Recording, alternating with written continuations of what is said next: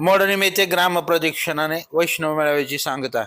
मोडणीम येथील श्री संत श्रीपाद माऊली साधक मंडळानं आयोजित केलेल्या वैष्णव मेळाव्याची सांगता ग्रामप्रदक्षिणा व काल्याच्या कीर्तनानं करण्यात आली. करकम ते मुन्नीम या रस्त्यावरती असलेल्या श्री संत ज्ञानेश्वर माऊली मंदिरात सलग 31व्या वर्षीही या वैष्णव मेळाव्याचं यशस्वी आयोजन करण्यात आलं होतं. या वैष्णव मेळाव्याला राज्यभरातून भाविक उपस्थित होते.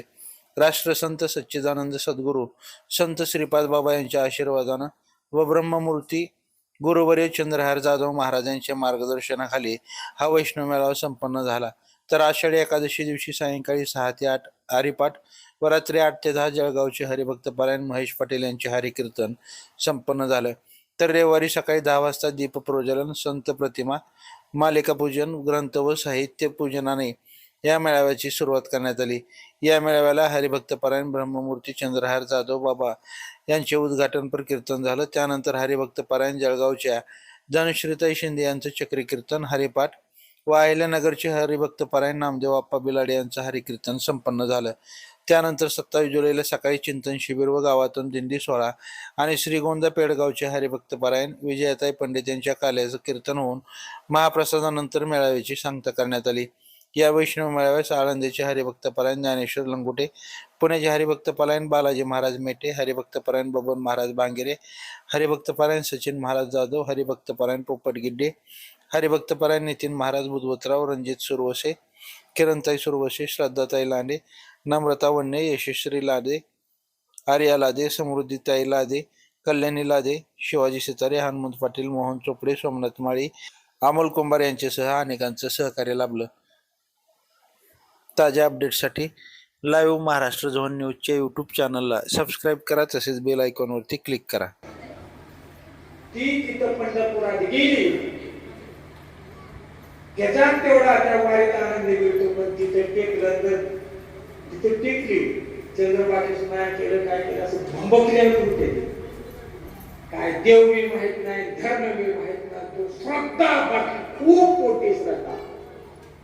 किती श्रद्धा, त्यांच्या श्रद्धेला वर्णन करता येत नाही की ते काय विचारावर, ज्ञानेश्वरीवर, भागवतवर. परंतु ही खरोखर श्रद्धा आहे का? देवी माहित नाही, धर्मी माहित नाही, स्त्री श्रद्धा आहे. बाबा बिलाडेप्पा कधी ते उदाहरण द्यायचे.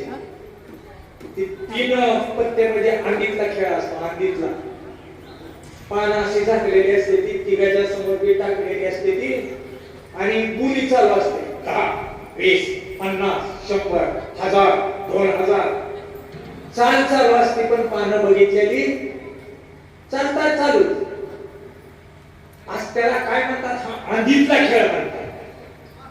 तसं ज्ञानेश्वर तुकोबारायाच्या वाङ्मयावर किंवा संतना शास्त्रावर आवरण यायला लागलं होतं.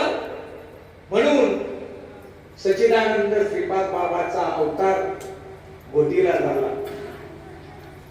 कशासाठी झाला? युगायुगात संत सोपं सोपं सोपं सोपं सोपं भागवत धर्म करत आले. कसं? संस्कृत वाणी जगाशी कळेना म्हणून नारायणी दयाली देवाजीने घेतला अवतार म्हणते ज्ञानेश्वर.